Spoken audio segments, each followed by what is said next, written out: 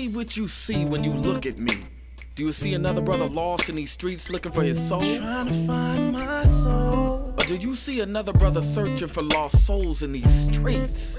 A street soldier. Street soldier. Here to help you get that chip off your shoulder, warm your colder days and sober your drunken ways, and find a way to help you get over these hurdles placed in our path. And this is not meant to amuse you. This is for all those who have questions but are afraid to ask. I won't be afraid.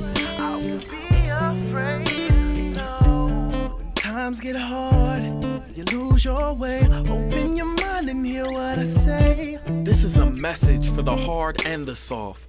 To those who tune in weekly and to those who keep an eye out for 8 p.m. on Sundays and turn their radios off. The truth hurts. The cloth has been pulled. We're walking around half dead. Use this show as your IV. Alive and Free is a new movement. We've achieved self-destruction. A street soldier promotes self-improvement. Streets couldn't be no colder, so I gotta be a soldier. It shouldn't be this hard for me. Even when it seems so hopeless, I gotta keep my focus. I'm glad to be alive and free, yeah. Streets couldn't be no colder, so I gotta be a soldier. It shouldn't be this hard for me. Even when it seems so hopeless, I gotta keep my focus. I'm glad to be alive and free, yeah. Good evening. This is Lady Estelle and the Street Soldier Crew, and we are back for another Sunday evening with you. Your host this evening is delighted to see that we are still here. We are still alive and free, and your host this evening is Dr. Joseph E. Marshall Jr. Thank you, Lady E. One more time, everybody is live and free. Street Soldiers Radio right here on 106 AMEL. Another wonderful show for you. But I got to say first, I heard so much about our Father's Day show last week. And really, I talked to a couple of guys who were on the show. I listened to the show, and they said, thank you. That tribute to dads. And I actually think both our Mother's Day show and our Father's Day show were as good as ever been. So sitting in front of me is this vision of Ronus. You got good luck. Good to be back. Hello, Happy to be here tonight. Thank you so much for what they call it, pinch hitting, designated hitting in baseball now. Filling in. Yeah, filling in. There you That's go. what I really want to say. Yeah. So since I haven't seen how you been, I got to get a little update. What you been doing? I've been good. I've been very, very busy. So aside from radio, I do Saturdays, Yes. Sundays here at the station. I also have my full-time job. So I do Okay. private equity. So I do that full-time. You mean Monday to Friday. private equity? Private equity. Like money, private equity. Yes, but I am a part of the in-house legal team. So I'm a paralegal for a private equity firm. Oh, okay. Yeah. Private equity, venture capital. Yes. Got any tips? Chips. Tips. Tips. I don't know. I mean, I wish I could disclose. At least not on the air. Wow, that's great. Yeah, that's busy. You're busy. Very busy. Yes. Yes. Thank you so much. Thank you so much. And you good? How's everything with you? I love it, bro. I love that you just, you can do anything. It's amazing. Yes. Thank Stand you. up, Appreciate lady. that. We can do anything. So I try. It was like her stock portfolio. She's diversified. Exactly. And I feel like it's very important these days, to not put all your eggs in one basket. Oh, Yeah. yeah. So I'm not gonna say it, especially. Okay, I'm not gonna mention the orange. Okay, I'm leaving. You gotta be ready for anything now. You gotta be ready and exactly. be diversified. We talk about some orange. I want everyone to know right now that July 10th is a celebration at the Giant Stadium. It's going to be Black Heritage Night. Dr. Marshall will be there. Alive and Free will be there. And we want you to be there. So go ahead and get your tickets. Celebrate with us Friday night. And we celebrate that kind of orange. Black Heritage Night. Yeah. Last year was last year the first one they did? No, I don't know, but that was the no. first one that we They got. were about And right. it's amazing. It was amazing. Dr. Marshall was down on the field. Yeah, well, hanging out with the coaches. So we'll see what kind of fun we get into that night. My favorite is the fireworks. Friday nights are good at the ballpark. So yeah. All right. Okay. Let's see. We got a little new. I don't know if I don't see the soul, so I can say I have to do the news. Myself, a couple of trailblazing folks died this week. One you, I believe, you know, and one you may not know. So I'll start with the one you don't know, probably. Tony Brown, trailblazing journalist, TV talk show host, died at the age of 93. Now, Lady E and I may remember him. I don't think anybody else out there does. Right? Iconic journalist Tony Brown, the trailblazing host of Tony Brown's Journal, which is long running on PBS, known for its frank discussion on topics ranging from politics, race, culture for nearly 4 decades, has died at the age of 93. His presence on television beginning in, this is why you don't remember, in the late 1960s, came at a time when there was little news-related programming for predominantly Black audiences nationwide during the post-civil rights era. By the time his show officially ended, and I didn't know it still ran this late, in 2008, with runs on both public and syndicated television. His Browns estimated his family estimated he had interviewed more than 1,000 guests, ranging from civil rights activists, including Angela Davis, the Reverend Jesse Jackson, numerous politicians, President Ronald Reagan, and the popular stars Stevie Wonder and Denzel Washington. All right, Tony Brown. Lady, you remember Tony Brown's Journal? Oh, well, we got to get you unmute and you'll know. Second. I got to find the button. It keeps slipping through my fingers. All right. Absolutely. I remember Tony Brown. That was back during my big time. Absolutely. Yes. And I also want to say how delighted I am to see Ro Dimples. Yes. She's got her dimples back in the house. Hi, Lady Estelle. You. Good to see you back in the house. Happy to be here tonight. And this is a name I think everybody in music will recognize, Clive Davis, music executive who signed Whitney Houston and Bruce Springsteen, among others, is dead at 94. Now, the good thing about these folks live a long time. I like that. You live a long life, you know, your time comes, you know, all right. Clive Davis, the music executive who founded Arista Records and J Records and helped shape the careers of Whitney Houston, Bruce Springsteen, Aretha Franklin, Carlos Santana, Janis Joplin, Alicia Keys, Carrie Underwood, and so many others that died at his home on Monday in New York City. Let's see, had faced several health issues in recent years. Okay, his legacy in the music business spanned a remarkable 7 decades. Wow. After being named president of Columbia in 1967 at age 35, Davis scored hits in each successive decade with a diverse of now iconic artists, including Janis Joplin, Barry Manilow, of course, Whitney Houston, the Grateful Dead, the Notorious B.I.G., Alicia Keys, and Kelly Clarkson. All right. A lot of tributes are coming in for Clive Davis. And nobody out there will know this but me. But the first artist he signed, Lady E, the first honest artist he signed, I can't remember. I do this. I get ready to reveal something. I can't remember the name. I remember. That's okay. I got you. Okay. Hey, what's up, Soul? Tell everyone the first artist Clive Davis signed was none other than The revolution will not be televised, brother. Mr. Gil Scott Heron, okay? Yes. Some say the father of hip hop.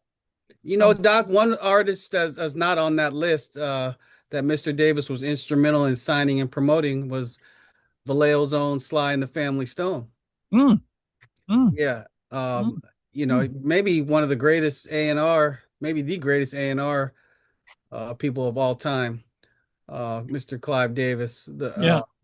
But, you know, not everyone is well, how can I say? It's a complicated legacy. A lot of people feel like he didn't take care of his folks, and you know he got rich off folks, but didn't necessarily take care of the artists. So there's some a little bit of complication with his legacy. But we'd say that for a different discussion or for the online chatter. But I've been paying attention. That's why I've been paying attention to what things people had to say. It felt like he didn't take care of Whitney. He didn't take care of Sly, stuff like that.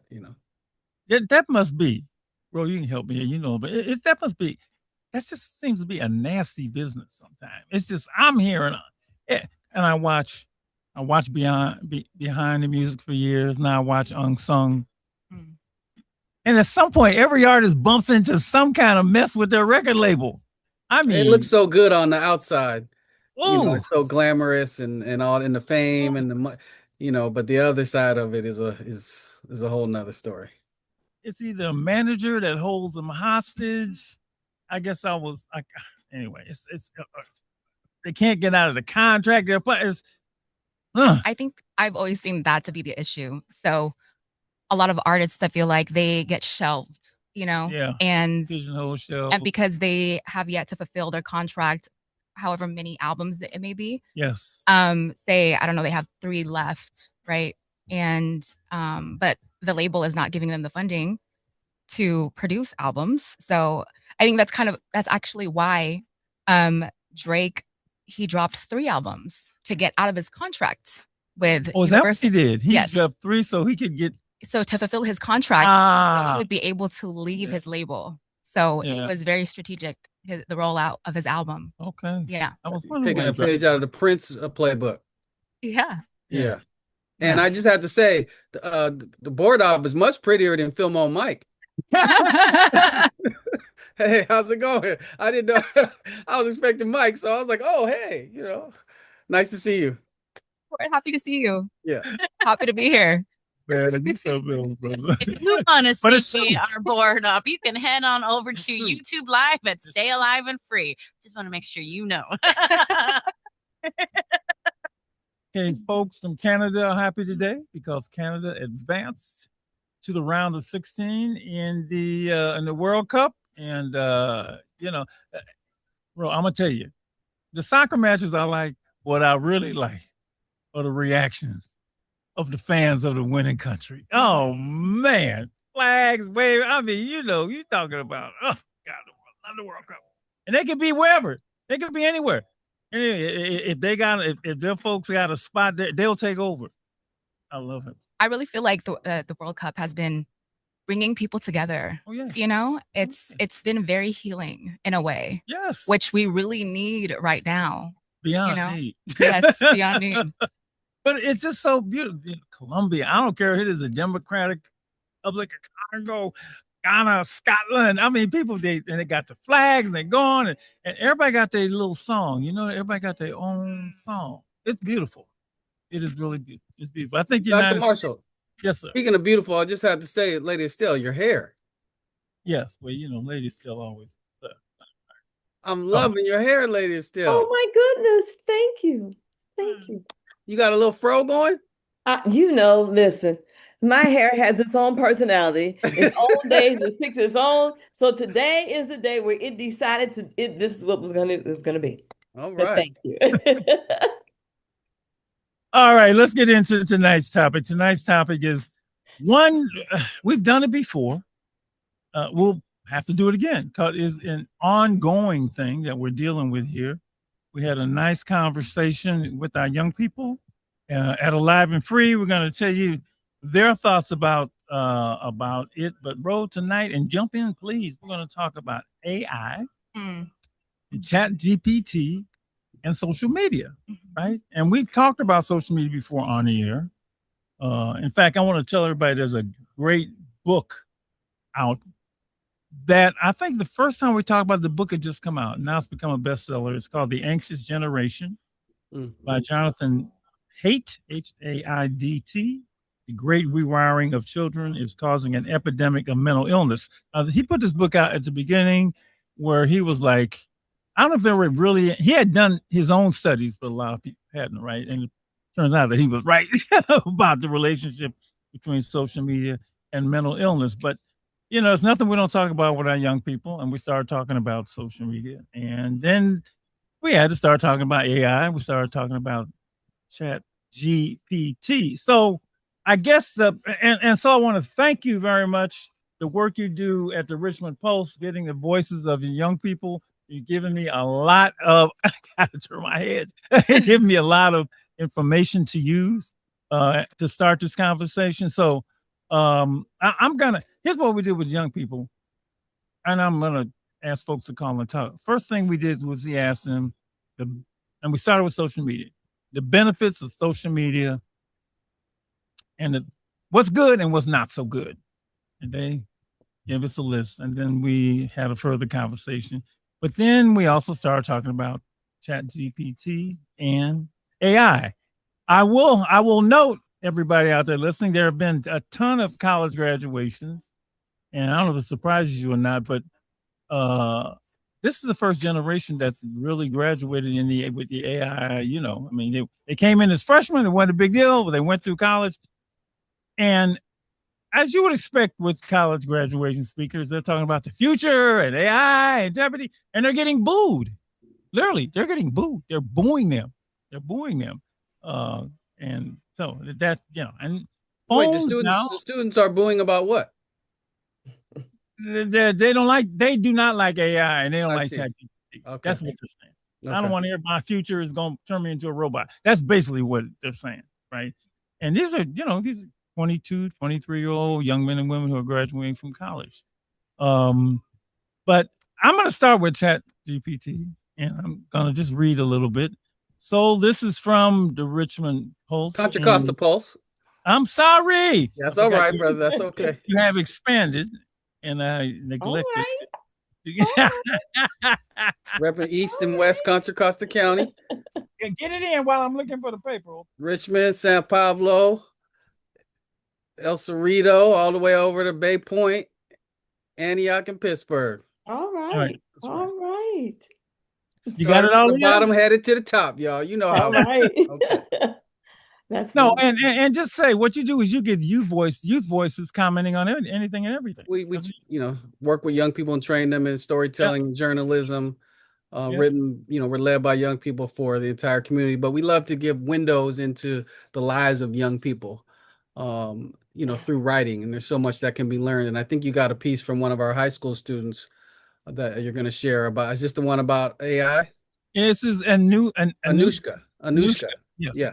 Can you say her whole name correctly? Oh, I don't know. What's her? I don't have her last name right in front of me. Nathan, something like that. Anushka, right? Yeah. And here's what she says about ChatGPT. When ChatGPT first came out in late 2022, I did not know what to make of it. On the one hand, it made homework, browsing, organization, etc. so much easier. On the other hand, the way it mimicked and corrected itself like a human was almost eerie. Now, I've never talked to ChatGPT, but I've heard people talk to him, and I didn't know that they really talk to you like. You might be the last one standing. I ain't got time to talk to no machine. I don't even like my car talking to me. I don't do it. So, but anyway, it talked back to Reggie like my son. It talked to him like it was a person. Like he was. You ever done it? I've tried ChatGPT, but what I heard about it though is it pulls data, so it's data based. So when it responds to you, it gathers information based off the internet. That's what I was told. So here's what she said. She said, I soon found myself using it for almost everything, like advice on what to wear and what to say in conversations, arguments, or school presentations. But let's underline the but, lady. But the more I started to rely on it, the more I began to notice something unsettling. How uncritically it supported me. Mm-hmm. It didn't matter if it was right or wrong. It would just generate an answer that agreed with my prompt. This tendency isn't just a kink in the system.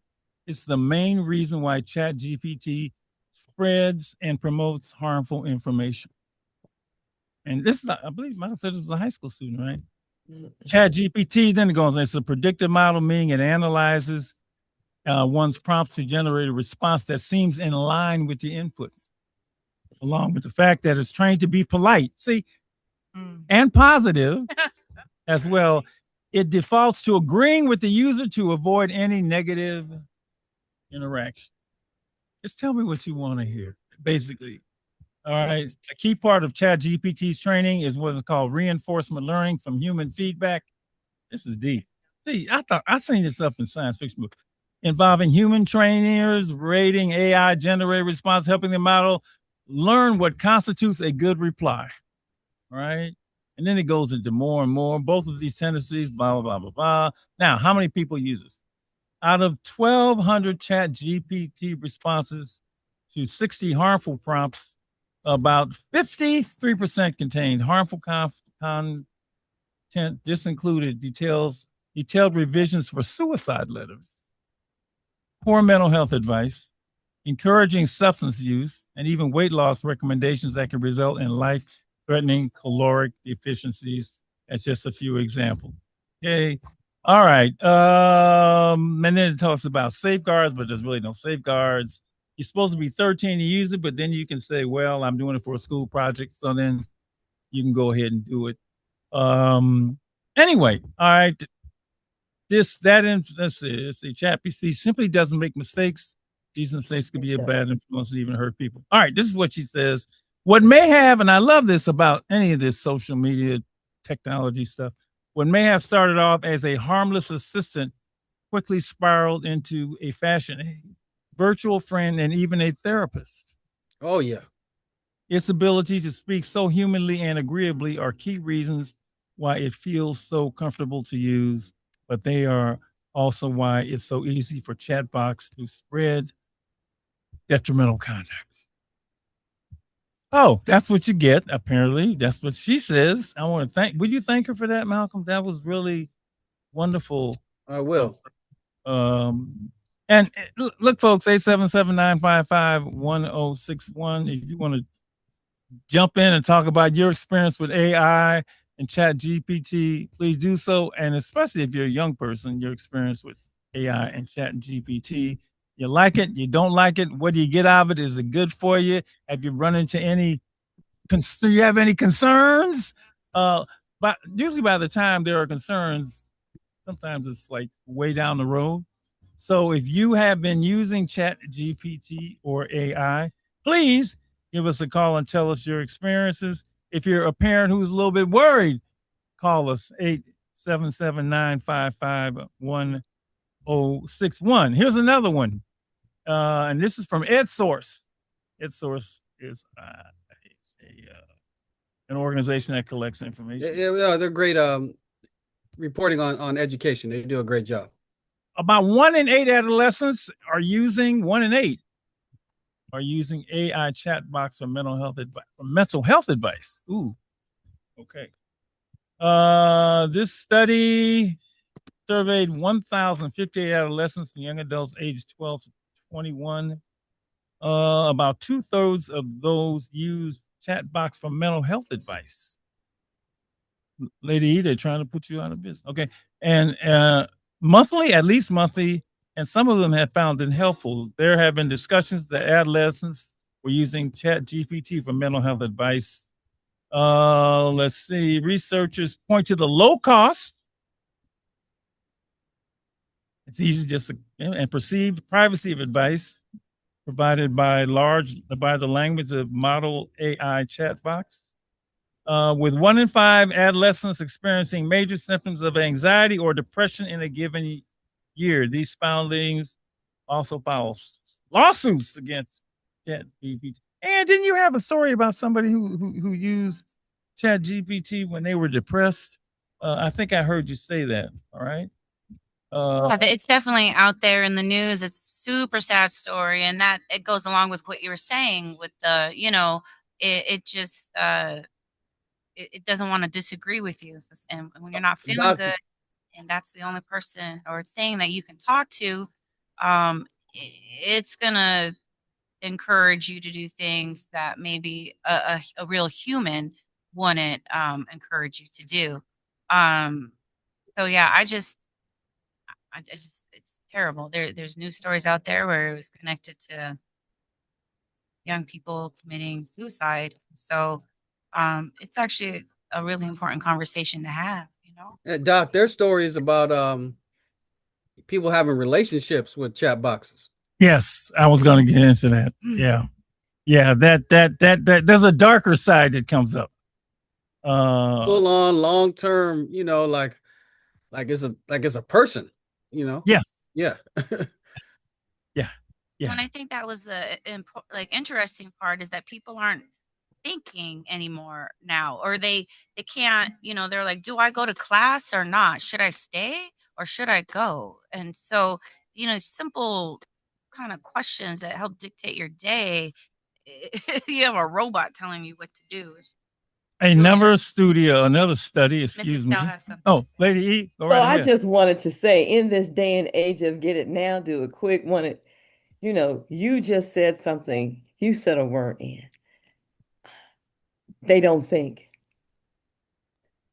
How wonderful.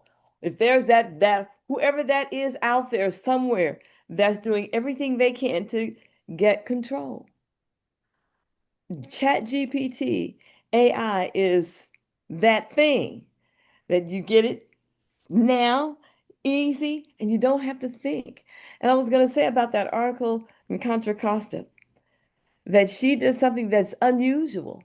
Young people, they want the work done, they want it easy, as good as it could possibly be, and not examine it, not think, not notice the differences that's happening. So for her to recognize that this thing is trying to please me, that's powerful. And that's something that everybody needs to see. Because what if there is that thing out there that's just trying to get you to be just like they want you to be? Sheep, just follow me. Let me keep it simple for you so you just go along with me. And then I can do whatever I want. 877-955-1061 if you What I'm want to thinking about. call, give us your thoughts about AI, Chat GPT, or social media in general. Is it helpful? What has it done for you? Maybe that's a good point. What is it doing for you? And we'll focus on adults, but I obviously want to focus on young people more from a study. This one says that many children and teens are turning to AI for help with homework, questions about their health and body and personal problems before turning to an adult. This is according to a new survey from Common Sense Media. All right, let's see. Children use it from ages of 9 to 17. We got some folks in that area in our families, right? They use AI primarily for entertainment, schoolwork, and information about their health or body and advice about future goals and decisions. Nearly a quarter of children said they would turn to AI for help with schoolwork before seeking guidance from a teacher, a counselor, or a parent. Oh, Lord. Those who struggle with math skills, writing skills, and working on something challenging were more likely to use AI weekly or more for schoolwork. You can exploit AI to do all of your assignments from school and multiple AIs to make it look handmade.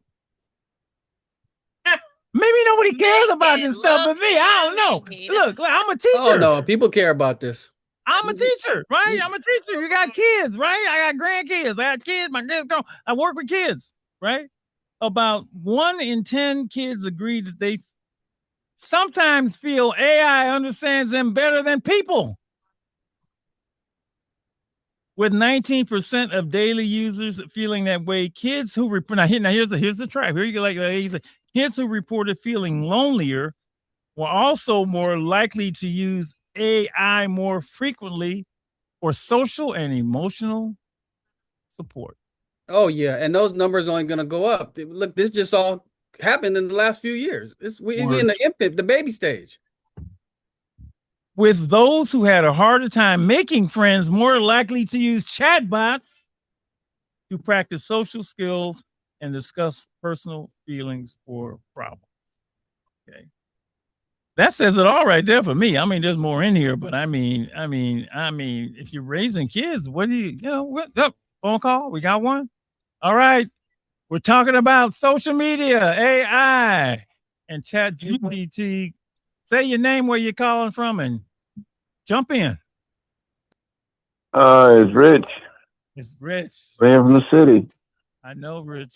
I like GPT. I use Google AI, and there's the Google AI, and then there's the higher, better brand of it. I think it's called Gemini. And I tried some Chat GPT a little bit, but I'm more into the Google. And I love it, and I also fear it as well. It gives you if you think about 5, 6 different things or whatever, it could give you like 10, 15 more. It's and viewpoints, perspectives, that sources that people wouldn't even know. I think so. It's amazing in that sense, but the scary part is that it does, this collected the data that they are getting, the farming of data. For what purposes? It's scary. I mean, if it scares people like Elon Musk and other big shots out there, if it scares them, it got to be for a reason. Well, yeah, it just says kids who reported feeling lonelier were more likely to use AI more frequently for social and emotional support. I mean, when I grew up, I had friends. I had parents that I didn't necessarily want to talk to, but they were there asking me they were all my business. But I didn't have a machine. I didn't have an algorithm. It was a real human being. Sometimes your own brain. You have to talk to yourself sometimes. Dr. Marshall. Yes. For some reason, I can't see you or Ro on YouTube, and other people are reporting in the chat. Technical difficulties. So it happens, and we hate when it does. So thank you for understanding. It is not fun, but we will make sure that you can hear us. You can hear us. You can watch us tomorrow. Yeah. I can understand you want to see Ro. All right, thanks, Mike. Thanks for kicking us off here. 877-955-1061. Your thoughts on Chat GPT? Dr. On AI. Yes, sir. I sent you a text real quick. Just wanted to add a few questions, if I may. You may. Does AI excite you or worry you more? Which one? What in general? What concerns do you have about AI becoming part of your life? And the last one, have you ever received bad or incorrect information from an AI chat box? Just thought I would throw those out, and I sent them to you if you want to repeat them at any point. Put that all in the pot, in the blender. Let's get going. 877-955-1061. More from this article. We see tweens and teens are using these tools to create, to learn, to laugh, and to relate. But downsides lurk, according to this article. Heavier use of these tools is associated with loneliness and less happiness. And see, that's what I'm telling you. Let me tell you, since the pandemic, I have seen a whole lot more of this. Okay. It's unmistakable. I've been working with kids for forever, and the pandemic put them in the hole, and in the hole, all they had was social media and all these other things. And, I'm worried. We have a caller right here. We have a caller. Hi, you're on Street Soldiers. Go right ahead. Tell us what your name is and where you're calling from, and you know what we're talking about. Go right ahead. So my name's Kelly, and I wanted to interject with some of my experience with the Chat GPT. And I'm an older adult who went back to school, and students that were much younger were using Chat GPT, and I had no idea about it at the time. And when I found out that people were using it, I was able to take what I had written for an outline and my final project in a psychology course and plug it into Chat. And within 2 seconds, it came back and it provided an amazing just overview that I wouldn't have been able to articulate or write as well. And I actually gained so much more insight because of how it was able to take my words and just put it in a much smoother form. And it was more fluent. And I thought it was amazing because I didn't use it as the core, but I used it to polish my own work. And I feel that it is utilized as an amazing tool when it's not all you do. Like students need to put in the effort so that they learn. But I think having the ability to articulate something in such a way is very beneficial, because it'll get to the point much faster and clearer for people overall to understand. So I have a question. No, I understand your point, and that's probably the benefit of it. I just want to ask, if you're a teacher, and do you want what the kids say, or do you want what AI and ChatGPT says? I want just like everyone, I want there to be a balance, but I want there to be the opportunity to learn from it, because it can offer a clarity that sometimes us as humans don't have the capability to get quite as easily. See, that just bothers me. They don't have the capability to get, but if they're relying on that, they'll never get to reach that capability, right? I think so. I feel that it's a tool I still think that from how I was able to gain benefit is because I put my heart and soul into it, and within 2 seconds it spit it back out in a way that I could never have provided. So I learned from that, and it showed me like, oh wow, okay, if I restructure the sentence in such a way, it's much clearer. Which I mean, I'm an educated adult. It was my second time in college, and still I was able to make my point much. It was still a better way of presenting my paper. So it showed me that, okay, well, as much as I know, there's still like a way to make it a little bit smoother. And I think that was kind of an amazing moment. Yes, I don't doubt that that's amazing. let Lady E just, because we work with young people, and Lady, we just tell them the challenge we have today with getting when young people have to do their assignments and what they have to turn into you and what you see. Young people. Yeah, and I think that. Well, let's listen to her for a sec. No, it's okay. Go ahead and say what you need to say. Okay. Go ahead and say what you need to say. Oh no, I think that it's terrible for kids to rely on chat, because they're not able to create or to exercise those critical thinking skills, and that's why we get an education, right? It's so that we use our brains, and we make that muscle grow and so forth. And when you don't exercise it and you make everything so easy, you miss so much along the way. And I mean, it's a tough world we live in, because there's benefits to it when utilized correctly. Yes. But having the generation that's not capable of providing thought without relying on chat, that's not doing anyone any good. See, that's the disadvantage for young people. For young people. See, adults already have, they come in with a certain amount of knowledge and expertise. Yeah. And then they go back to school, and then they use the knowledge that they've acquired without social media, without all of this fast-paced, easy access, give it to me now.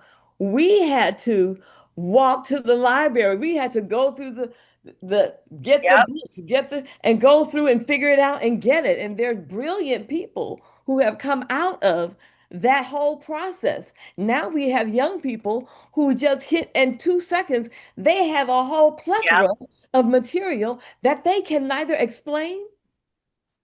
They don't understand it. Right. They can't even They can't even pronounce it. So when it is used by somebody who already has a foundation in academic, educational foundation, intelligence, and they know the process, they know how to make it work, they know the meaning, they can support them, they can defend the information that they provided. That's different from the kids now just say, well, so I have young people, when I say, read it to me, they're not able to. And then when I ask, so Tell me what that means. And give me say it to me in a different way. See, you can do that. But our young people, they have not had that experience. They haven't had the practice. They haven't been through that fire. Okay. Yeah, We got a couple. Something else I'd like to add to that. Yeah, sorry. we got a couple more we want to get in. Okay. Thank you. You've been wonderful. No. This is exactly the conversation we want to have. Appreciate your call. Thank you so much. All right. You are on Street Soldiers. Go right ahead. Where you calling from? What's your name? Jump into the conversation. Hi, my name is Sophia. I'm calling from Oakland, California. Thank you, Sophia. My 14-year-old son has told me that all of his friends say that ChatGPT is basically a free therapist. Oh, yeah. And we are terrified of this because his history teacher did an exercise with all of the class where he had his AI that's trained to be on his side. Oh. He fed it some contradictory information and the AI still sided with the teacher, even though it was false and was the wrong information. So he did this in front of the history class to show the kids that AI is not the truth.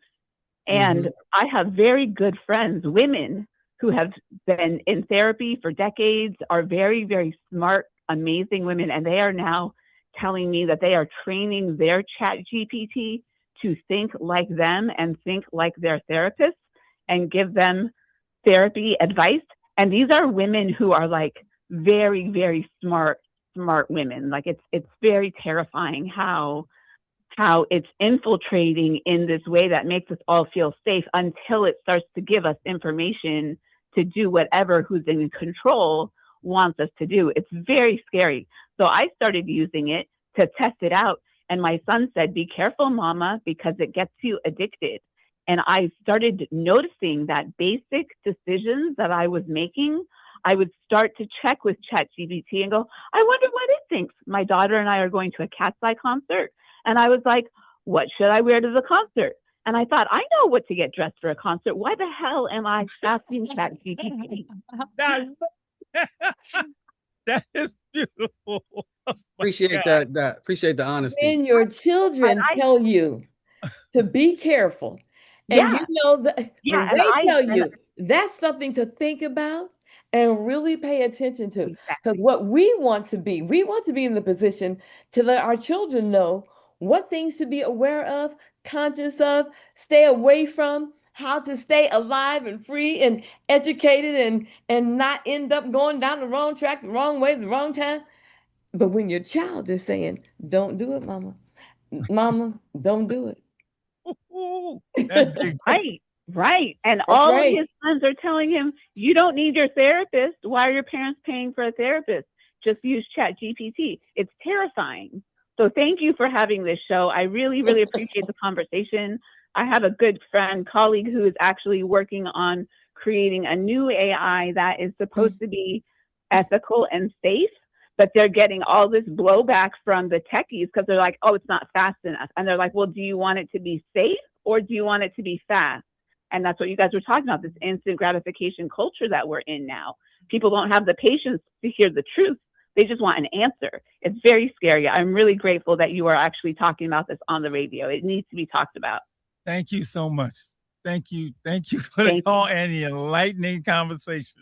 Our listeners, if you could see the look on Dr. Marshall and Lady Estelle's face, I just want to say, y'all, I don't think you understand how much people are using these things. Yeah, well, tell by the looks on your faces. And the question. All right, here we go. You're on Street Soldiers. Jump into it. Name, where you calling from? Kennedy from Concord, California. Yes, Kennedy. Thank you. Go right ahead. I just wanted to say that I think that some of the ways that it's being used isn't good, but I do feel like it's the wave of the future for a lot of the jobs, and a few kids that I know that are doing like online school and stuff. The teachers are asking the kids to work with it. And I think that the way that they're teaching them, it requires them to show mastery in a different way. So maybe they make a video on YouTube of the, whatever they're learning to show that they've mastered it. And I just think that times are changing. However, I do think, people are taking it too far by asking it for therapy and, certain things that what's for breakfast? What she should wear. Exactly. Now you're asking a computer things that, are pushing a line, you know what I mean? But I do think that it's taking a lot of the jobs, and that in order for us to move forward, you kind of have to learn how to work with it in order for us to keep things relevant for the next generation. Yeah. I mean, it's a tool, right? It's a very powerful to use as a tool. And because it's such a powerful tool, you're right. But the problem is that people make it the end all and be all. And they've done that with social media and everything. It's something that it's not supposed to be. It gives it a power that it's not supposed to have. That's correct. Yeah. Dr. Lady Still. Exactly. I 100% agree. Thank you so much for your call. Thank you. This is just fascinating hearing all this. Sharing. I love listening to you guys. We are going to do this again. You can believe me. Let me give you a perspective. This is what somebody told me on on a proponent. And he said, look, technologies, things like this isn't the first technological advancement like this to change the game. And he said, basically, when the calculator was invented, people didn't stop learning how to do math. Right. It actually helped people understand math more. Now, I'm not saying that AI is the calculator, but, somehow that technology didn't kill all people learning math. The only common denominator there is that they're both a technological advance. It doesn't say the type or the quality or the power. Yes. Yeah, sure. That's their argument, right? Yeah. Well, science is always moving forward. So I was like, yeah, but okay, they ain't all the same. That's yes. Yeah. There is something that AI takes away from everyone who uses it. It takes something away from you, and it is something extremely important, especially for our young people. And I think it's critical that we get in touch with what that something is. And when that something is taken away and lost, then we end up where we don't want to be, which I see we are rapidly going in that direction. Mm-hmm. Mm-hmm. So I know, and I know the answer. And I would love for somebody to tell me what that thing is that you lose when you are letting AI lead the way. Let me give them the number. We got a few minutes here, 877-955-1061. Call and answer Lady E's question, because this might be critical. Probably, in fact, it probably is critical to how much you participate, either personally or let your kids participate in the use of these technologies. And I'm thinking, Lady E and Malcolm Rowe, and we spend a lifetime as adults, watching our kids' friends, watching the house they go to, watching the parties go, where they going? Well, now we got to, and then we had to watch. Now, it's moved to the point we got to watch everything. And we have limited access to this. Without saying what I said about the phone, your friends, you're going to see them during the day, and you go home. Hopefully, you're going to be by yourself unless you have a sleepover, and right? You'll see them the next day. This stuff is with you 24/7. It makes the social media part look easy. That was easy. Now we got this. This is even harder than that. Oh, and that led to. All right. Hey, if you can get in 877-955-1061, we got like a minute. I don't know if we can do it in. Okay, we'll get you. Please, I would just say, particularly, for your adults, talk to your kids, look out for this stuff, research it, study it. Just like you're concerned about their friends, be concerned about AI, be concerned about social media, be concerned about ChatGPT. Look, they need you. They need human beings. They don't need machines. The machines are made by put together by human beings. See, that's the other thing. There's this commercial on TV. I see it almost all the time. It's endurance. Insurance. I'm sorry. I'm gonna tell this. It's endurance. They say next time you have a problem, don't pay for it. Let endurance pay for it. And I sit on the other side of TV say, you pay your own insurance, and your insurance that you pay them is what they use to pay. You are paying. It's like, Mrs. what? Bell, we can go. We're over. We gotta go. We're We gotta gonna go. keep up We the gotta. conversation. YouTube live at Stay Alive and Free. We can see everybody now. So go ahead and we'll see you over there. Thank you. All right, we'll be back. Hour number two, Alive and Free, Street Soldiers Radio. What a first hour. What a first hour. Thank you. All the listeners, all the callers. That conversation about Chat GPT and AI was just what I hoped it would be. Just what I hoped it would be. Of course, we need to do it again. We need to stay on top of all of this. This hour, we're going to talk to some young people who have, just continue the conversation we've had earlier. They've already given us some information, some data that we will bring up to them one more time. That's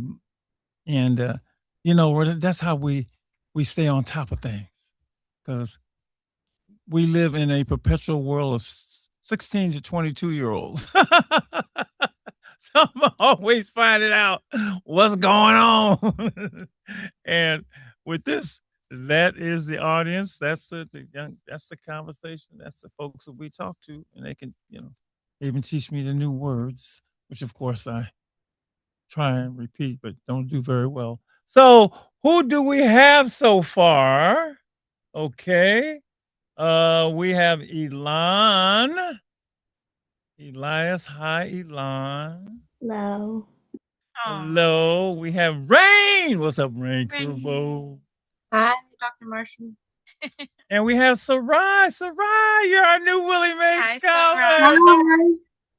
Thank you for coming and joining this conversation about social media, AI, and Chat GPT, and Brooke popped in. Well, I'm going to shout out Sophie she's the ultimate social media queen. Don't you think, Sarai? So thank you for helping us get you into the room tonight. All right. You probably didn't hear any of that first hour, but it was amazing. I read a couple articles that we had gotten from and commentary on young people, and some of the stuff. And I know you're familiar, but let me just ask you this. Let me stop. Walter, what's up? What's up, my brother? What's up? How's it going, Dr.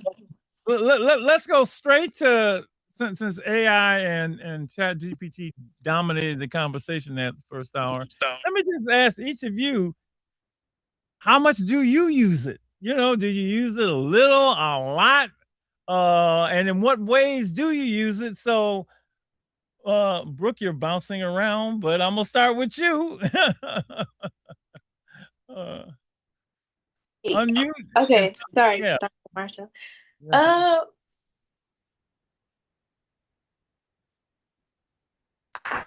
use AI sometimes to help me correct grammar, or sometimes on essays and stuff to help me to guide me through it. And sometimes, I don't know, it's probably not good, but I sometimes use it when I'm torn between questions, if that makes sense. Because I'm a really indecisive person. So sometimes I use it opinion-based wise. Yeah.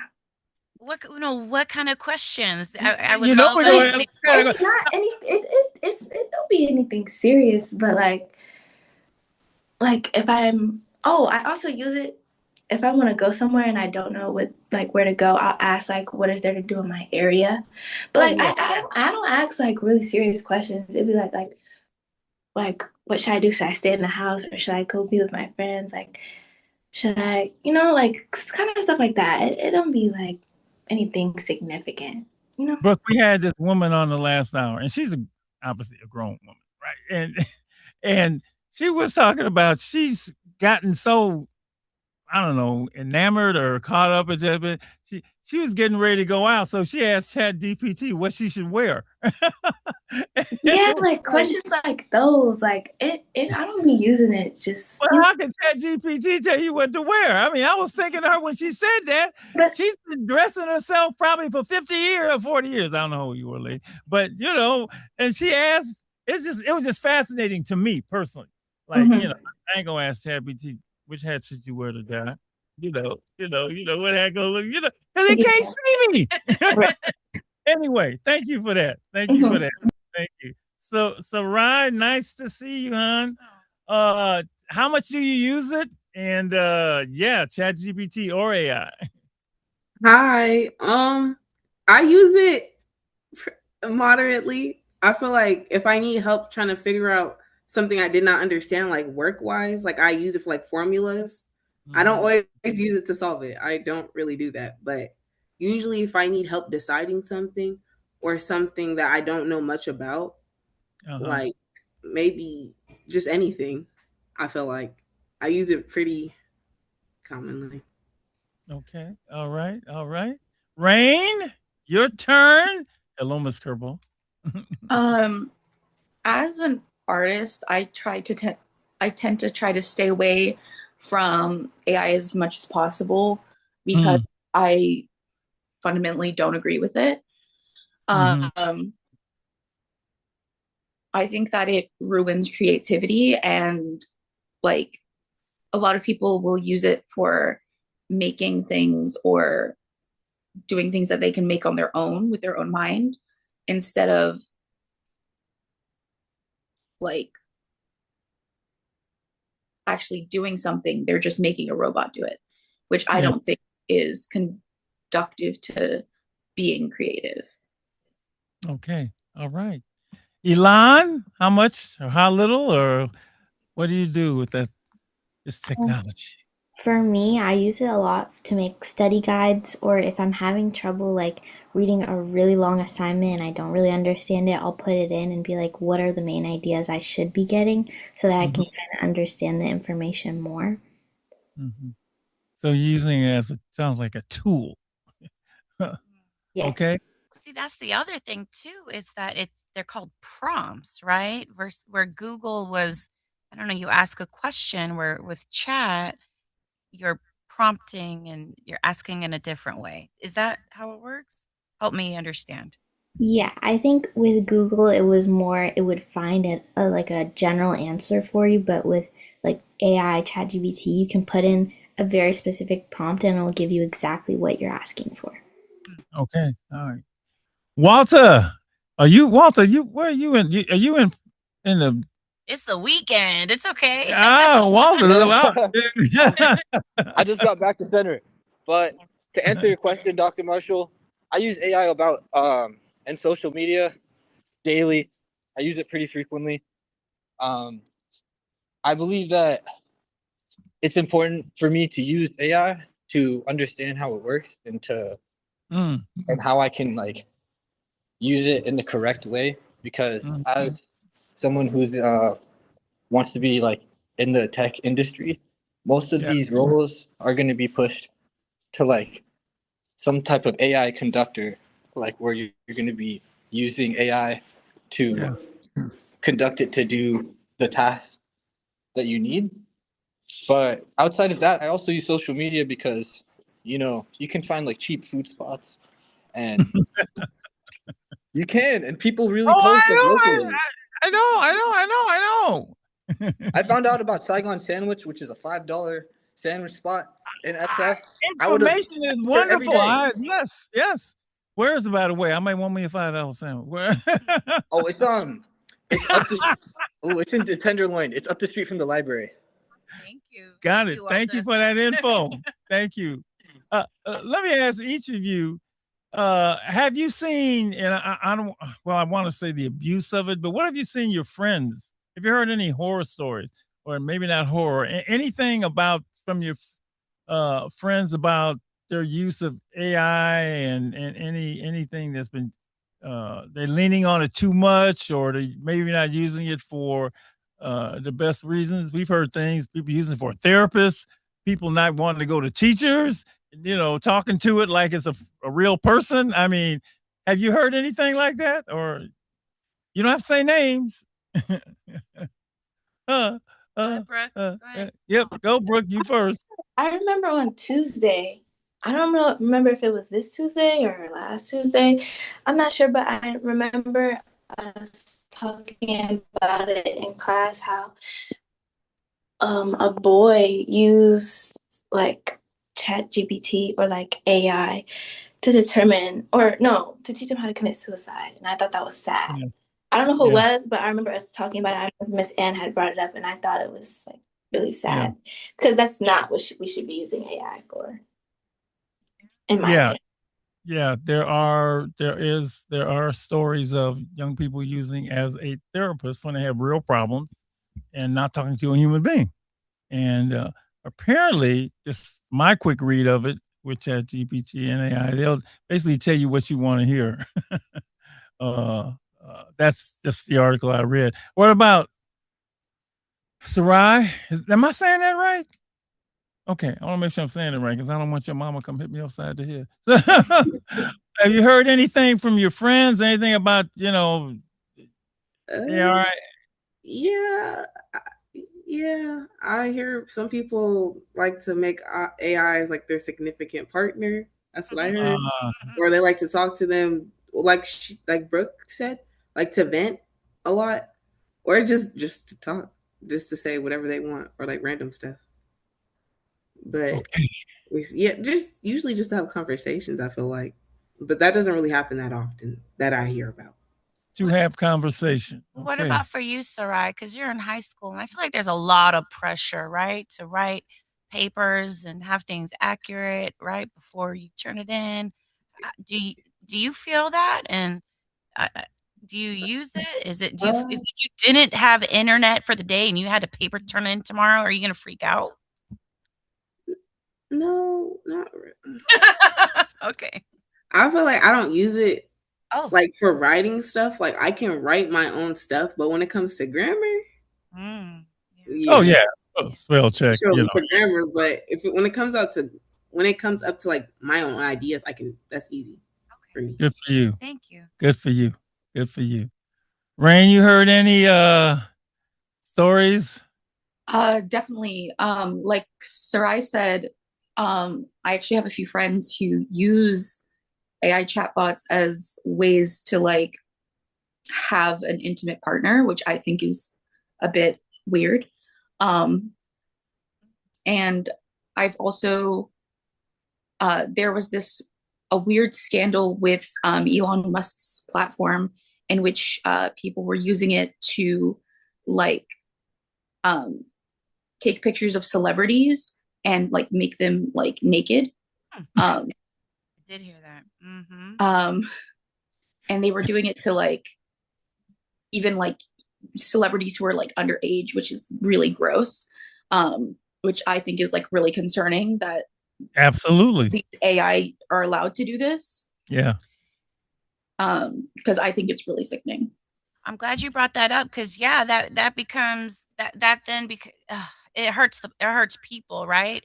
I heard about that where they're creating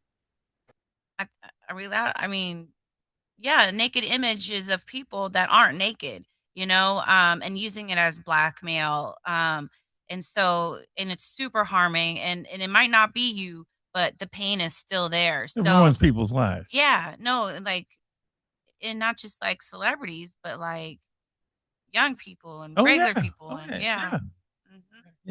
Thank you, Rain. Elon, you hear anything from others? I think it's kind of similar to what everyone else has been saying too, like kind of therapy and like venting wise. And like you said, I think it's very dangerous in the sense because ChatGPT and AI will be someone that's going to say yes to you and like affirm everything that you're saying. So it's not safe because you're not listening to a different perspective that might actually help you out in the end. And then you're putting yourself in danger too.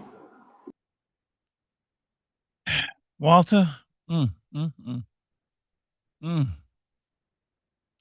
think that the negative effect can be that it produces like a lot of social anxiety amongst like teens and young adults, and forces people, I wouldn't say forced, but it makes people feel like, that they should post positive and like newsworthy posts to like gain attraction from, their peers. And it kind of makes this like subtle competitive energy to where people feel like, I need to post something that makes me look cool so that, other people will like it. And then if people don't receive the engagement that they hope for on social media, it can make people feel like sad or upset with their current standings in life. I want to ask you, each of you, unlike me, were young people. You went through the pandemic, right? And I'm going to link all of this together because I personally think the worst thing that a young person anybody who went through the pandemic, the worst thing they need is something that is AI or ChatGPT when you were deprived of human contact for so long anyway. Just your thoughts about, and let me just ask, just for you personally, what was that experience like? And have you come all the way back? Because I've talked to people that say it really permanently sort of affected me, or it's affected me still. I'm just curious about that. And then layer on this technology. You got any thoughts about that, Sarai? I feel like during the pandemic, I was like upset because I couldn't like you said, like converse with other people like in person or like play. And like I was just stuck behind the screen constantly. Yeah.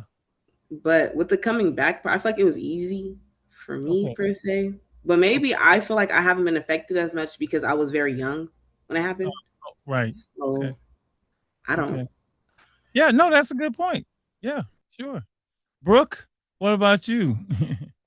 Like Sarai, I was also very young. I was in like sixth grade when the pandemic hit. So I didn't really know much about AI, let alone ChatGPT.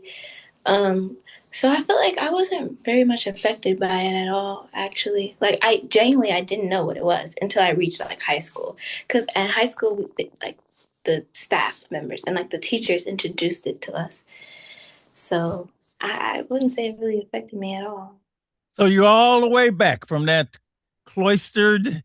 I mean, I've heard like, people like, ooh, good. That's what I want. It's over. It's back. You're back to being your social self, which I know you are because I see you every week. Rain? I wouldn't say that I spent a lot of time with like ChatGPT or like any like AI during that time, but I did spend a lot of time like on TikTok, and like I feel like it shorted out my attention span because when I started actually talking to people again, I felt like I couldn't pay attention, and I felt really I was more socially awkward than I was before. Yeah. And it was harder for me to read people because there wasn't as much of like, so on TikTok, people will make like dramatic faces, or they'll like overreact to things. And when you're with people like in real life, that's not what happens. And so like my brain sort of like, wait, what is this person feeling right now? And I feel like it took me a while to like reconnect with people because of that. Thank you. Elon? I was also very young, like sixth grade, like Brooke, but I think I was very shy going into COVID, just like during middle school the whole time. So I kind of enjoyed like the pandemic and staying in a little bit, but a little bit, I think in high school, I did struggle a little bit being more social. And I don't think AI really had like that big of an impact, but I do agree with Rain. I think social media kind of affected me a little bit just because I could see like all of my friends were more outgoing and they'd be outside a lot more, even like influencers and everything. So it was something that I was seeing constantly, but I don't think it affected me horribly. Okay, thank you. Walter. Hi, Dr. Marshall. I think AI and social media during the COVID pandemic really helped me out personally. And Okay. it did that because I was suffering from risk factors in this time. And I believe that through social media, I was able to distance myself without offending people. And there's a certain nuance that there's just is with social media to where people kind of respect a certain boundary that's just put there. Like, if you don't respond to someone or if you distance yourself and you are not on your social medias and stuff like that, people, he's doing his own thing or she's doing their own thing. And it can be a tool in that sense. But the feedback that the content that I was seeing during that time was a whole bunch of gibberish and nonsense about nothing productive, just kind of funny videos. So yeah, I was really glad that I was able to kind of use it to be hey, you can't hang out right now, or I have this going on, and it kind of gave me the space that I needed to kind of turn things around. And I'm bringing it up because it never happened before. I mean, it was 100 years before that they had the flu, and it wasn't the same sort of. Maybe there was a quarantine. Bro, I'm the oldest. I got 8 brothers and sisters. I'm trying to figure out what my parents would have done. Would I have to be quarantined from? Will we all be stuck in? And like we had a 2-bedroom house, right? Yeah, I'm trying. What would we have? Look, it didn't happen. So yeah, as social as I am, I probably would have gone bananas. Lady,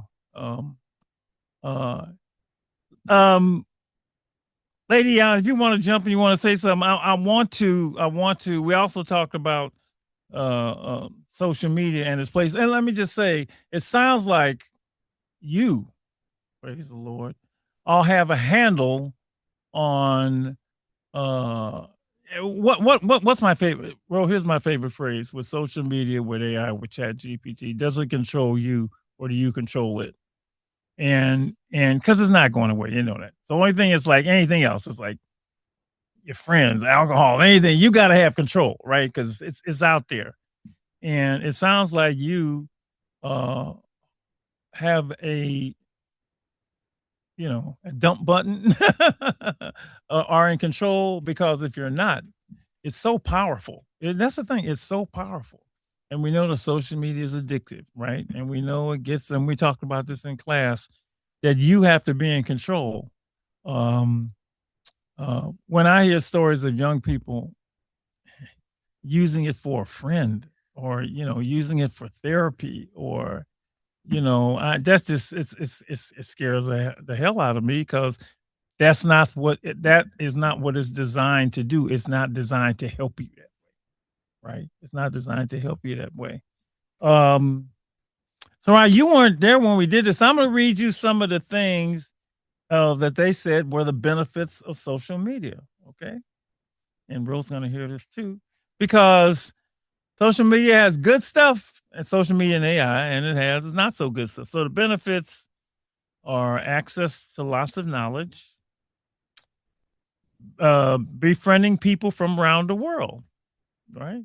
Staying connected with family, instant letters and emails, resources for your career. Walter, you definitely plugged into that. Research, credible sources, helpful for information when you need help. A chance to connect with others, social mobility, explains and gives you precise information. It's a very important tool, and communication. And those are good things, and that's not the reason that we're doing the program. We're doing the program because of things that are not so good. And Roy, I'm gonna tell you this. I've never heard a young person say this. The first thing that somebody said was, you remember this, you guys? He said imprisoning. Wow, imprisoning. Ooh, that's and he was serious. I remember the look on his face. And the other big headline was, it affects your mental health. And You guys remember some of the other things we put on the list?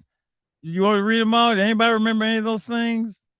Jump in. Yes, I should have gave you the paper and let you read them yourself because I got them all down here.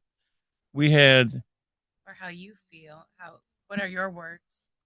Yeah, well, I got their words. No, but they can share them. They got their words. Taking people's jobs hurts the environment. Doom scrolling. Somebody explain what that is to me. What is doom scrolling? Doom scrolling? Yeah, thank you. Ryan, do you want to go? Oh, no, you're good. Okay. Doom scrolling is basically when you're on TikTok or Instagram Reels and you're just scrolling, not knowing like what time it is. Like it doesn't matter what time it is, but you're like locked into like what's on the screen and like you kind of lose track of time. And like for me, like I've doom scrolled and it's usually like late at night.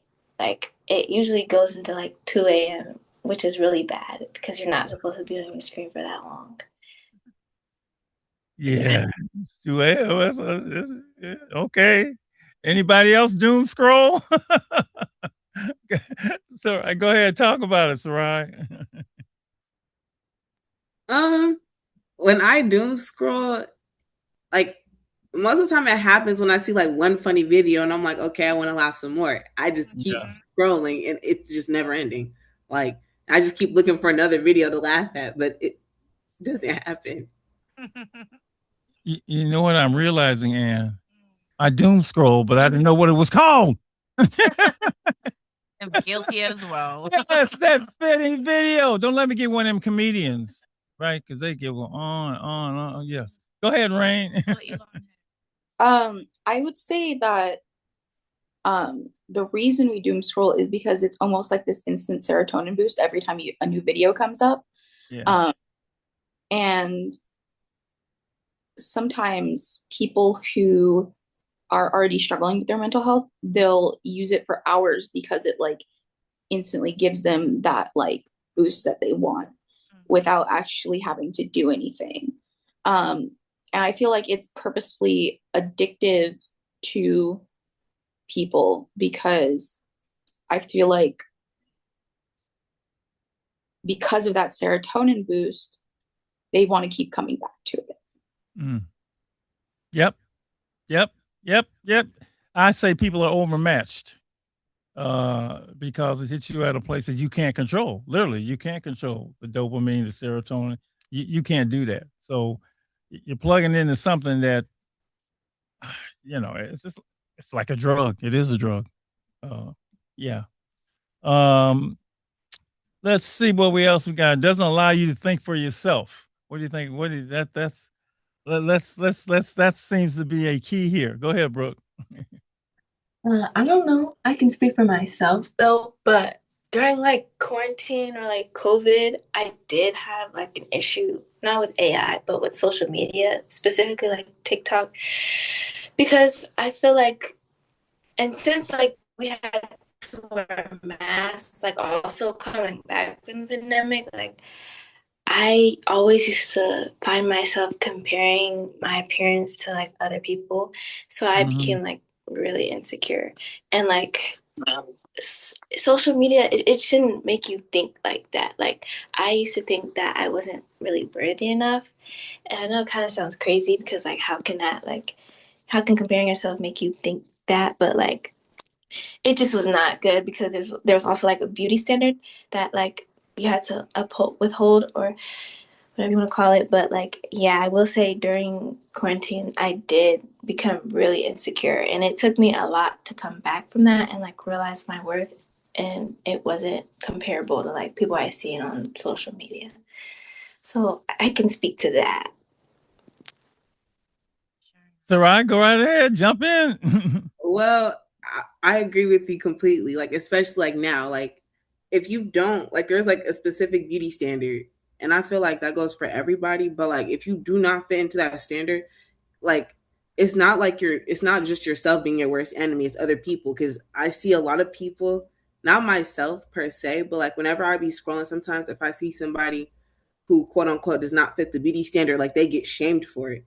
So that's even more of a reason to be like, oh dang, I don't feel that great about myself, or that's another thing that's also like about mental health, because a lot of people, they really be miserable because they feel like themselves on social media, and plus like they wear a mask a lot. I feel like people on social media, because like you can't see like their face per se, like they feel like it's okay to downplay or like shame other people for their appearance. So yeah. Thank you for that. Rain. I feel like with social media, the reason that people are becoming like less opinionated or more opinionated is because you have to have either the right opinion or the wrong opinion. Because if you don't have the correct opinion about something, there's a chance that you can get canceled. Or if you share an opinion that is outside of the norm, you can get canceled. Or there's all these minute little details and standards that are online that if you were to call something out that you morally disagree with or you fully agree with, it sort of makes it hard for people to like post, because the anxiety around like feeling like your opinion doesn't matter, because the overall opinion is what matters rather than yourself. So you're supposed to think how social media wants you to think.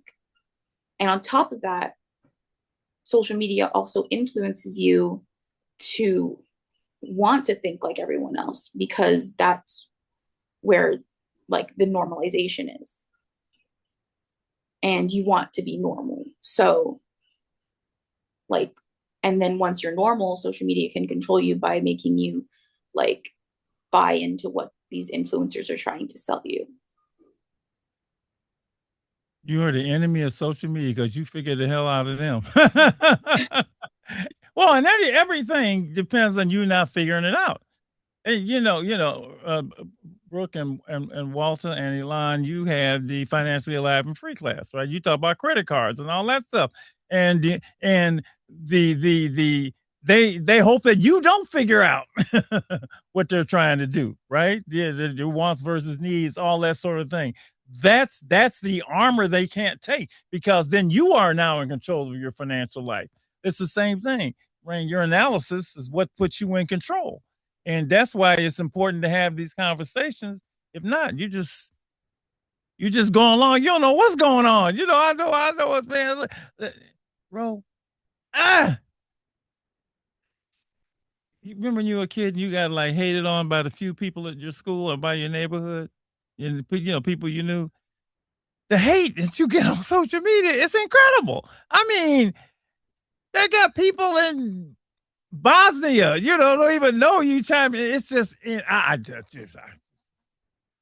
oof, Lord. Okay. Thank you for all of this, because I'm going to get to eventually, how do you combat it? How do you deal with it? How do you control it? I remember the first time I saw a catfish thing, right?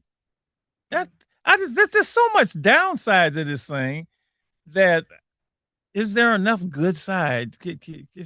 Ro, what do you think? Let me hear from you. You. What do you think? Talking about social media? Yeah. You guys use it in your work, and I remember the first time I brought this up in the studio, and I said, well, I ain't gonna be on it. I don't want to do it. And everybody said, well, you got to have it. You have to have it. And in a world where you have to have it, how do you avoid the downside? Just for you.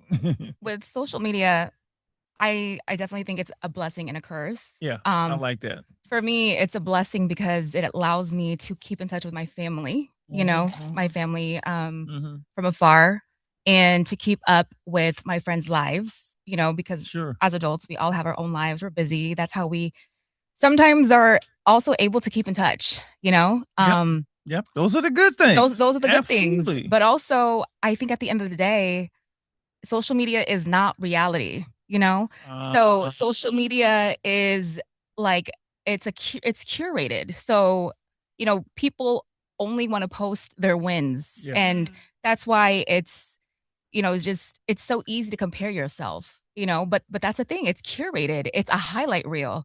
People only want to show you what they want to show you. They're not going to show you their losses, Their pain, their grief, their sorrow, Right. right. Yeah. And so I think people need to remember and realize that's it's not reality, you know? And so yeah, even myself, I have to remind myself of that sometimes. So I like that phrase. Yeah. Not reality. It's not reality. It's not reality.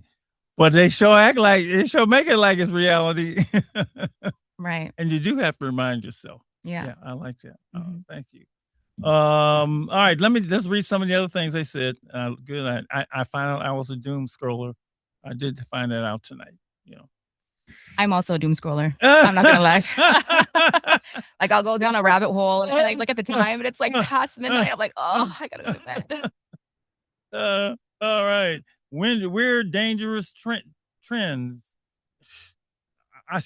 Look, some of this anyway. I don't want to talk about it. What women the tidy bowl? What was it? The Tide Pods. Yeah, the Tide Pods, and everybody was doing.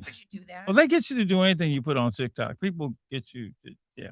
Where you gotta think. Yeah. Okay. Rain, what do you want to share? One of the most like disturbing trends I saw were people were licking public toilets. Oh, yeah, that's a no. Yeah. Or like people with COVID would go into stores and like lick ice creams and then put them back on the shelves. Yeah. Yeah. Yeah. Somebody's got to put this thought in your head. And see, I think they can put mass thoughts in mass people's heads just like that. Just like that. Just like that. Just like that. Here's the one that was mentioned, and I think a lot of the young people mentioned is they are used as babysitting tools.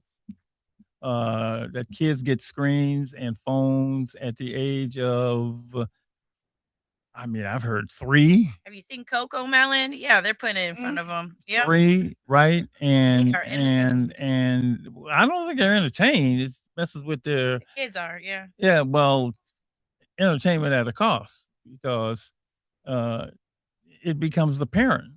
And what's interesting is to hear a big sister talk about their little sister and the way they act, or the little brother and the way they act, and you can't take away the phone, you take away the screen, and apparently they give them to, I don't know if you guys have seen that, younger and younger and younger and younger. So yeah, that also came up too.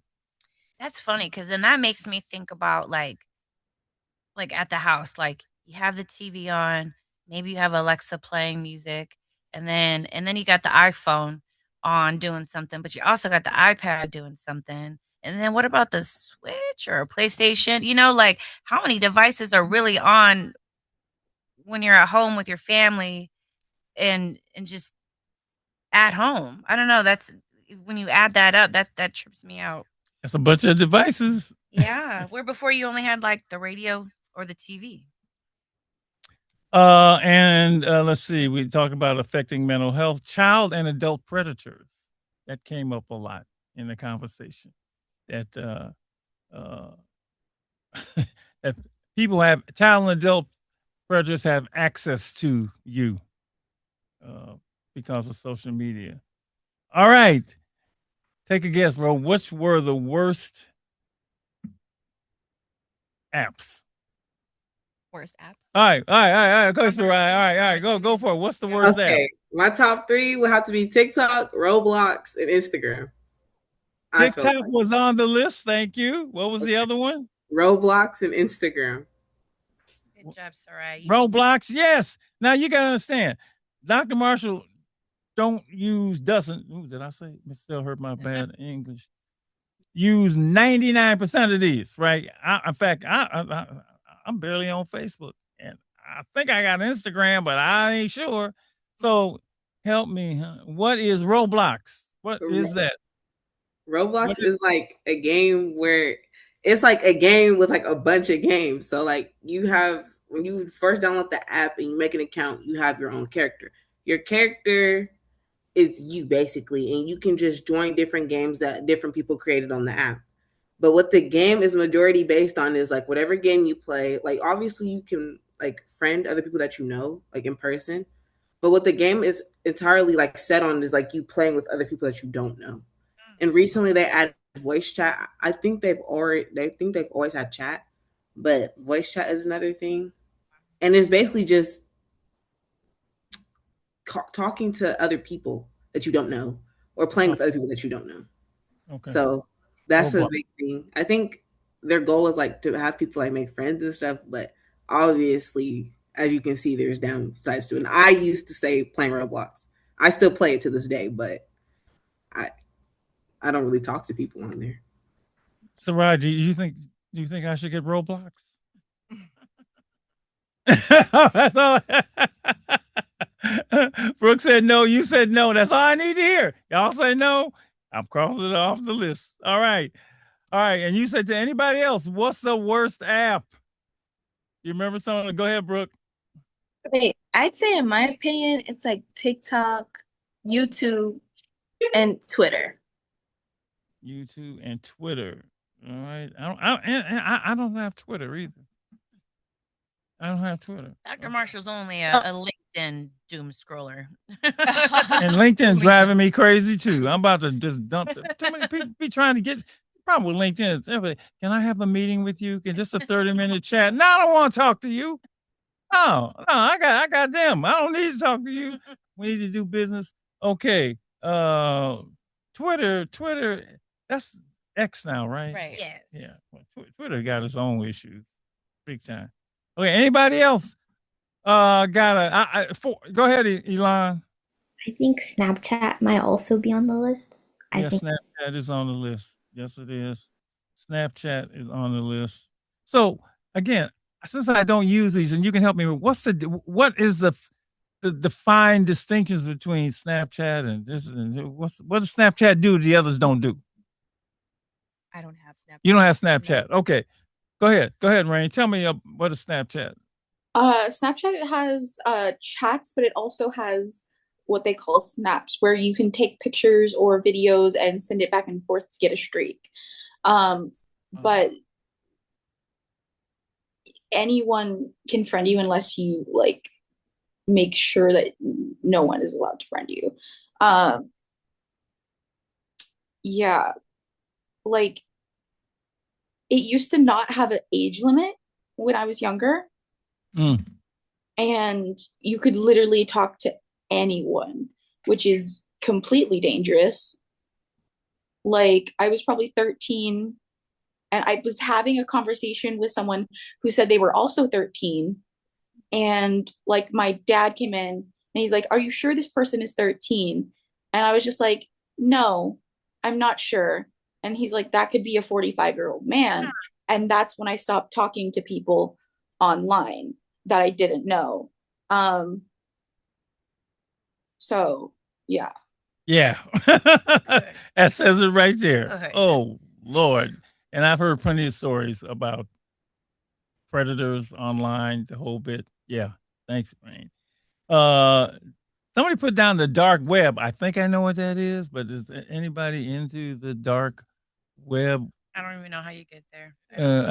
But somebody knows how to get on. Go ahead, Soraya. Oh, good. We need information.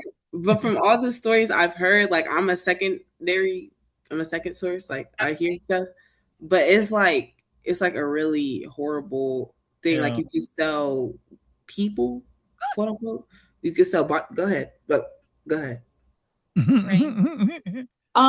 So there's actually two different sets. So there's the dark web and the deep web. So the dark web is actually a lot easier to access than the deep web. The deep web is where like selling of human body parts, selling people or like murdering people, like that's where you could find on the deep web. Whereas the dark web, you can find like really like graphic, explicit content, or you can find like groups that like are like extremists. Yes. But again, I'm a secondary source. Good. Good. Thank you. I have friends who have gone onto the dark web, not onto the deep web because that's an insane place to be. But I have a friend who's a hacker, so they go onto the deep web, the dark web quite often. You ask a question. How do you even access like the dark or the deep web? I personally do not know. There are certain links that you can find on Reddit or Reddit, yeah. yeah. That's on the list too. On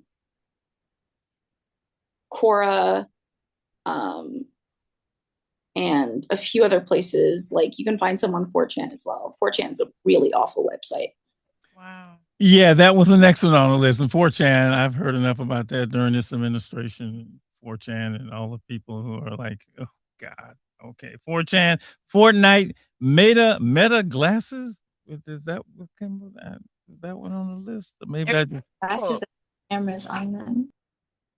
They're the glasses with the camera. That's right, Brooke. And they record all the time. Oh, is that like the Ray-Bans? I mean, like you be seeing somebody that recording you because of their glasses, knock somebody up. Okay, really? Mm-hmm. Oh man, so you're on camera like 100% of the time. Beach, and I was just like, ew. So yeah, no. Mm-mm. Okay, let's get to the $100,000, $50,000, $200,000 question. How do you handle all of this? What is your strategy? Because social media is here with all the apps and the Meta glasses, and ChatGPT is here, and AI is here, and it's only going to get more sophisticated and better in a better is not the right word I mean, but you know it's gonna get better at what they do, right? I want to say technology moves on. The algorithms are just getting more and more. So Ryan, how do you protect yourself? How do you do? What do you do? What do you do? What do you do? What do you do? If I'm being completely honest, I have my mom. Like she limits what I can be on. So that's a big thing. Like I can't have certain apps. Which from hearing like the stories and seeing certain stories, I like really thank my mom. So yeah. I also know my limits. Like I also think about like, dang, if I just keep using this, I'm not gonna think like I'm not gonna just be too dependent on it. I can't do it by myself. So I also try to restrain myself. But with TikTok, I'm always on TikTok. I'm being honest. Like it's okay. I stay on TikTok 24/7. Okay, but you got to filter, you got to restrain, you know what you're up against, right? And you know that you got to have a plan, as far as I'm concerned, right? You know, you but it's really my mom. She's my big barrier with the internet and stuff. Also myself, but yeah. No, I like that. Walter, how do you handle it? What's your you know? Are you like a slave to it? No way. The way I handle like AI and social media is that I recognize that that the world is kind of disconnected around me, and I kind of need to focus on what I have going on, because like part of what helps me is that like I feel like in my mind internally I want to be I have goals for myself. I want to I want to be further along, whatever that means to me, which is like for me personally, that would be like, you know, in a career and comfortable and can support a family. And so because like I'm like kind of thinking about like my personal life and like the goals I have for myself, it kind of distracts me from going on like online and seeing like people who have more than me and stuff like that, because it makes me mad actually personally. So like yeah. Okay. Brooke, how do you handle all this stuff? It's a battle. To be completely honest, I don't. The only app that I really find myself like immersed in is TikTok. Any other app, I get bored. Like Instagram, Snapchat, like all those apps, like sometimes I delete those off my phone because I just like be like, why? Like, what's the point of me having it? But TikTok is the only thing. Like sometimes I power my phone off. I do because I just need a break. But like TikTok is the only like social media app that I somehow can't stay off of. But anything else, like I feel like I have it under control. But also my mom too, like similarly to Sarai, she's one of those moms. She always sends me like things warning me of like how social media is like corrupting our minds and stuff. So I always keep that in the back of my mind, like, and just remember like what she tells me. So yeah. All right. All right. Rain.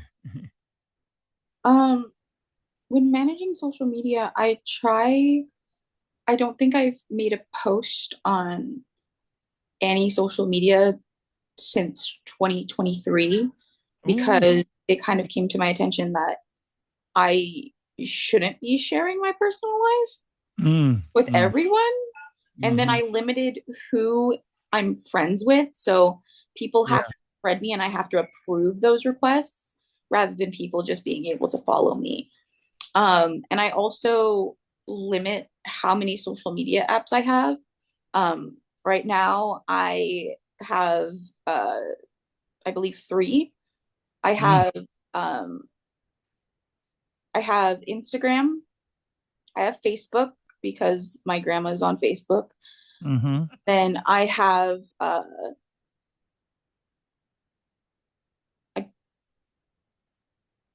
YouTube. I'm not sure if that one counts, but I have YouTube and I have Messenger, which is connected to Facebook. Okay. Limit the number of apps. That's one way not to get if they're not available. Yeah. I also use this app that limits my screen time.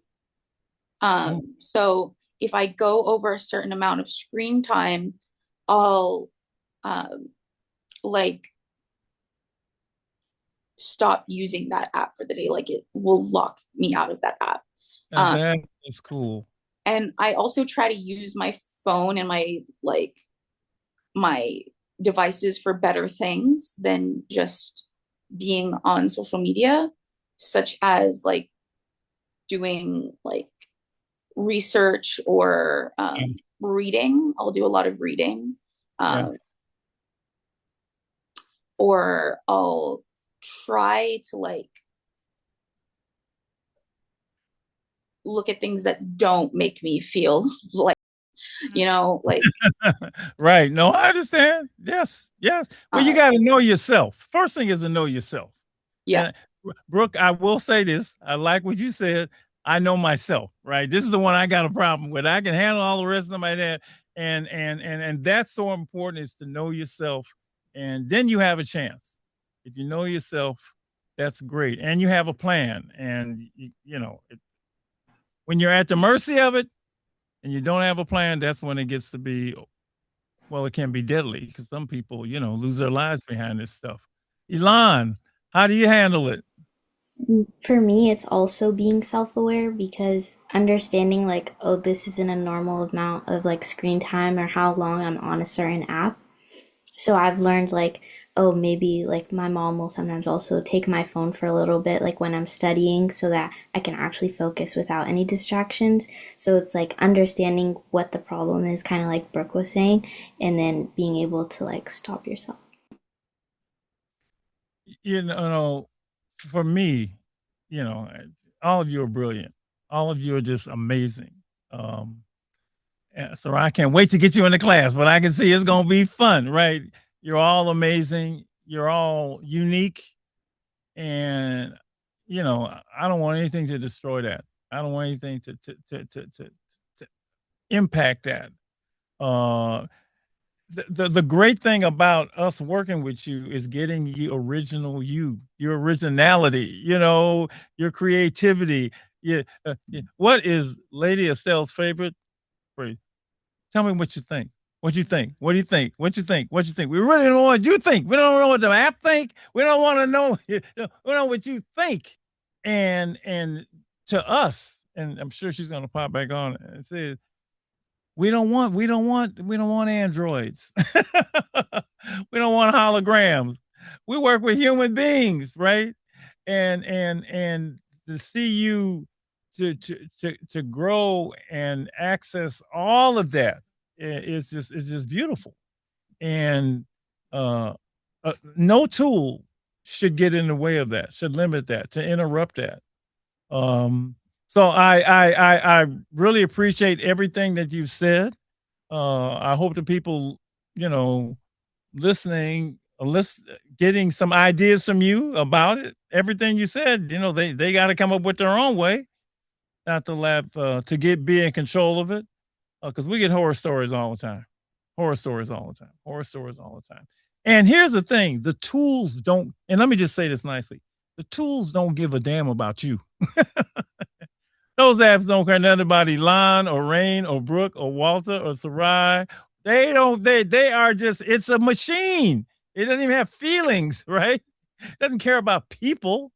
And so you got to care about you, and we got to care about you. And that's where we come in. We've been rescuing young people from things for a long time. This is just another one we got to do it. It's a different one, but that's why we always ask you, what are the things that you have to deal with that maybe the kids 25 years ago didn't have to deal with?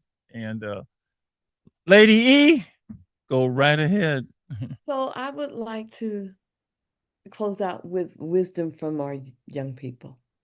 So that means you're going to close out the radio show tonight with a response to complete this in regards to social media and artificial intelligence.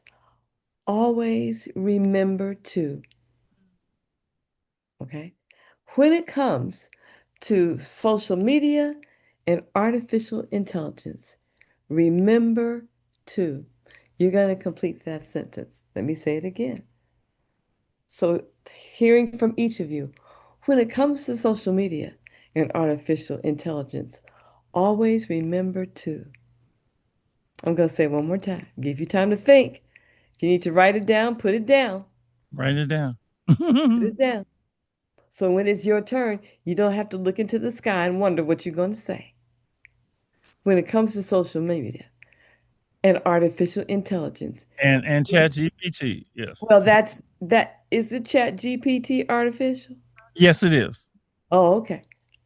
Okay. When it comes to social media and artificial intelligence, always remember to. So that's what you're going to say when it comes to social media and artificial intelligence. Always remember to. And we're going to start on my screen from the bottom to the top. That is starting with Walter to Sarai, Brooke, Rain, and we end with Elon. When it comes to social media and artificial intelligence, always remember to. Walter. When it comes to social media and artificial intelligence, always remember to check the time. Check the time. All right. Got it. When it comes to social media and artificial intelligence, always remember to know your limits. When it comes to social media and artificial intelligence, always remember to have a mind of your own and not let what you see corrupt your thinking. Go ahead. Rain, you're next. When it comes to social media and artificial intelligence, always remember that it's not human and it doesn't care for you. Okay. When it comes to social media and artificial intelligence, always remember to think before you act. Great. Wonderful. When it comes to social media and artificial intelligence, remember, artificial isn't real. And social media does not have your best interest at heart. Trust yourself. Use your voice. Don't allow anything or anybody to speak for you. And most of all, we are all only one bad decision away. Great job from each of you. Great job. Thank you for your input, your voice. And that is the one thing. Nobody had an answer for that.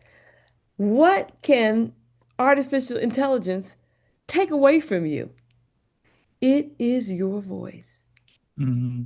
And it replaces your voice, your thoughts with somebody else's that's programmed that computer.